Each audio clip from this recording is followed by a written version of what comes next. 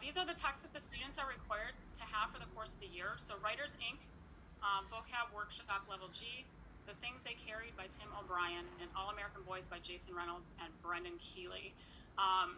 Students will need these pieces every single day that they come to my class. They need a charge device, a 3-ring binder, pens and pencils, and then the Writer's Ink book with them. Most of the boys are doing pretty good with bringing all that stuff. The only issue that I've seen is that some of them are still missing that 3-ring binder. Why that's important is when we do hand back hard copies, which won't be that often, they'll go into that 3-ring binder. But more importantly, when we take in-class notes, which is pretty much on a regular basis, they take the in-class notes in their binders. If your boy's in an ARC and he's got the accommodation to type, then of course he can use his computer for that as well.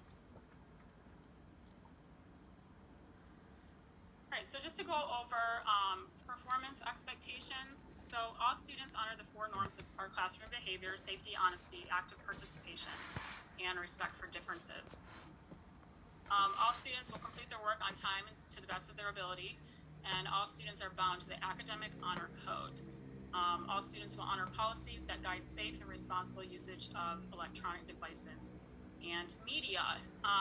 So far, we're still kind of in the honeymoon period, considering it's only been 2 weeks.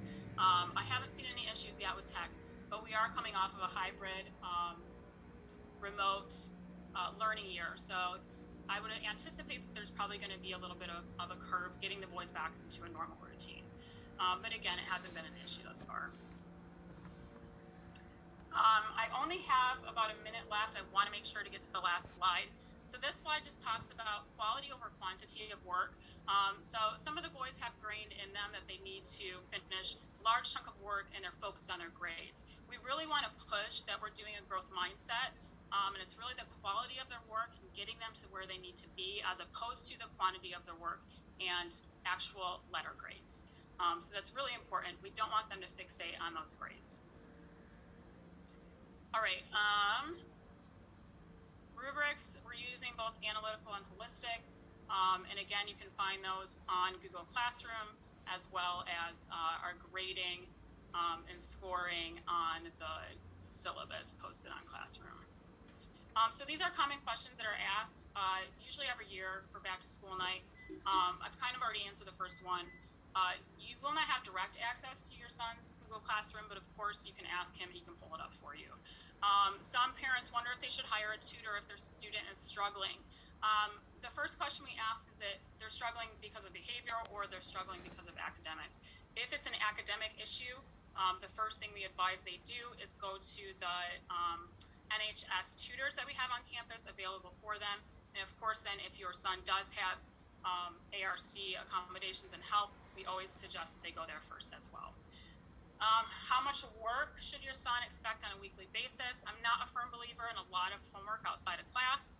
Of course, they will be writing essays outside of class, but other than that, I like to think that we can finish most of the stuff that's important in class. They get small assignments out of class just to help them practice.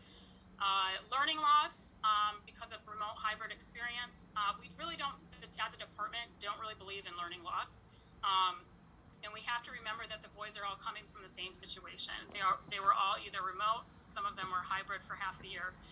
But Sarah's in a pretty good spot, considering we had the option of going back as early as we did. So that shouldn't be a major concern. Hopefully that has answered some of your questions. Again, if you have any questions you'd like to ask, please email me and I will get back to you as soon as I can. I want to thank everyone for joining tonight, and hopefully I get to meet you guys in person at some point soon. So thanks again. Have a great night, and hopefully we'll see you soon. Thank you.